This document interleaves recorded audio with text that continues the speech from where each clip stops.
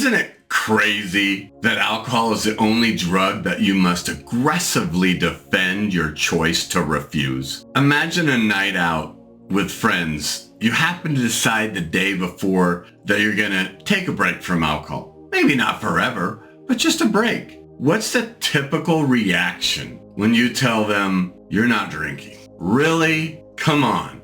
Just one. It's a special occasion. It's my birthday. It's my bachelor party. Let's look at this from a totally different angle. If you were recovering from an addiction to prescription drugs, do you think your friends would say, come on, just one pill. It's not going to kill you. It's a special occasion. No, absolutely not. Now let's step back in time and look at this from a totally different perspective. Imagine you were born yesterday, fully capable of making decisions on your behalf. Upon your birth, a person approached you with this big smile on his face and presented you with a contract. And they said, sign this. As you read through the contract, it states you're committing to giving them $250,000 throughout your lifetime. It also states that you'll be drained of all your energy, it'll shatter your health, it'll rob you of your precious years with your family due to early death. This individual looks at you and says, everybody signed it. Would you ink that deal? Absolutely not, especially after what you know. You'd be more likely to punch him in the face than to sign away complete control of your happiness, your health, and freedom to choose the life that you deserve. Yet, by conforming to the cultural norms, we unwillingly endorse this very contract. But here's the reality.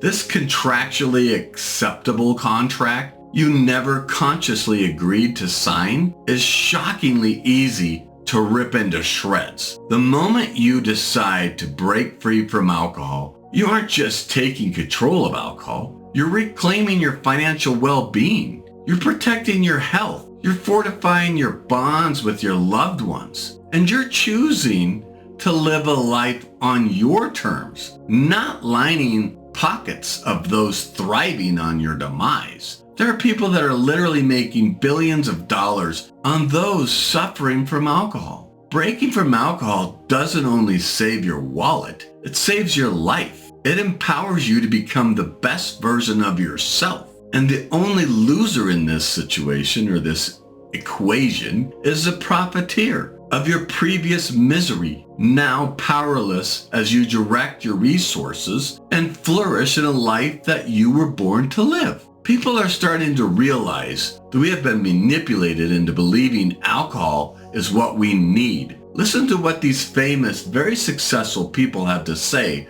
about living on their terms, free from alcohol. In your late 20s, you stopped drinking. Stopped drinking, yeah. That's a big change. It's a huge thing, yeah. Do you drink now? No. You stopped at 30 and 29, yeah. And 29. Yeah. And never drank again, not even wine? Nothing. Did it change you? Oh, tremendously. Very difficult? No, beautiful. Unbelievable. Better? Oh, are you kidding? I would never be sitting here with you. No way, no chance. Because? Because I wouldn't have been able to have access to myself or other people, or even been able to take in other people if I hadn't changed my life. No way. And I never would have been able to have relationships that I do. I never would have been able to take care of my father the way I did when he was sick. So many things. Because I hit that point before I lost really the things that were the most important, which was not my career or money, but was my relationship with my kids. And when I felt as if it impacted them, I recognized it. It was the worst day of my life. I made amends. And for a while, I thought maybe this is temporary. This feeling is going to go away. But since that day, I swear to Christ, I have not ever wanted to drink once. Ever. Wow. So it's the easiest thing in the world. Because every time I think about it, I'm just like, holy shit, that's the worst idea in the world. I don't want that. I can't do that. And that's the piece that people find. So now I'm that asshole who's like, I'm grateful. I learned a lot. I actually got to be a better person through this process, and I've lost the obsession. Can you tell me so that other people, who are in that kind of situation might get a little bit of a you know, a boost from somebody like you if they need that kind of help? I don't know. I mean, certainly for me, you know, what I realized was I was running to things to avoid tough feelings, painful feelings. I just didn't know how to deal with them, and looking for anything I found that I use for escape, to escape those kinds of, I guess, difficult feelings. I don't know how better to describe it. I mean, that can be anything. That can be drugs, booze, Netflix, you know, snacks, anything. I don't want to, at this point, to be running from anything. I want to sit in it. I want to feel it. I want to get through the rough night. And I found in doing so, you come out the other side with a more profound understanding of yourself, a greater gratefulness for those in your life,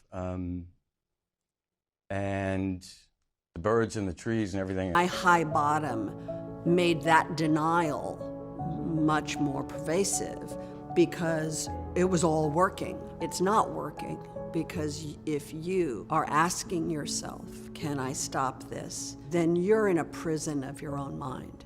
And I was in that prison even though I was fabulous and all the bullshit part of show-off business. The beautiful part of being able to acknowledge your own illness, being an alcoholic, being a drug addict. To call yourself an alcoholic or a drug addict is a badge of honor because the secret, the shameful secret, is the reason why it is such a pervasive illness in our industry, in every socioeconomic strata, in every country in the world. It is the secret shame that keeps people locked up in their disease. I'm sober today.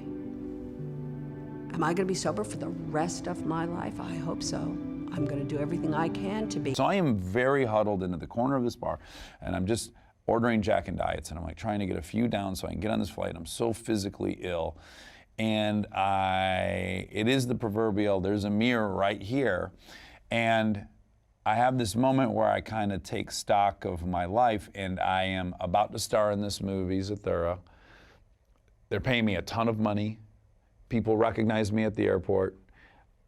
I'm doing everything I had dreamt of doing for 30 years. It all came true.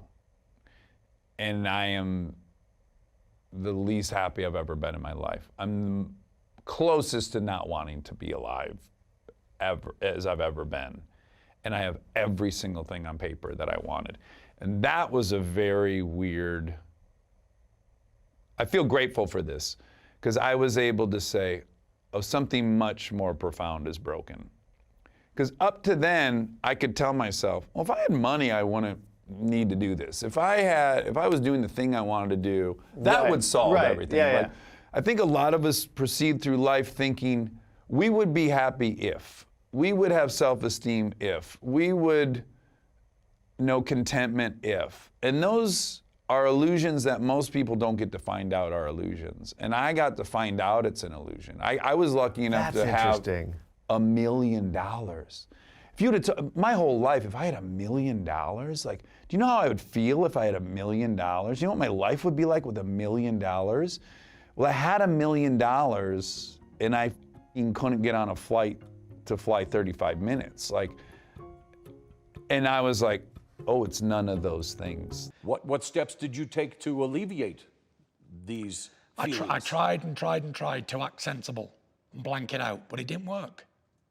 So until the end, I thought, all right, forget about it. I can't box anymore, I'm finished. I'm gonna go drinking. Because when I had a drink, it made the pain go away.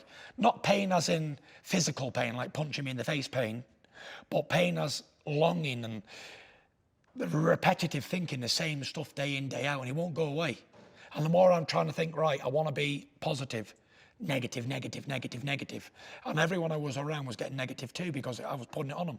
So the alcohol masked the pain. It gave you what you thought were moments of peace. Of peace. And I can bear witness that it does masks the pain while you're doing it. But when you wake up the next day, you're even more depressed than you started. Because whatever is in the alcohol puts you in a bad state afterwards. Like I say, every good high, there's got to be a good low.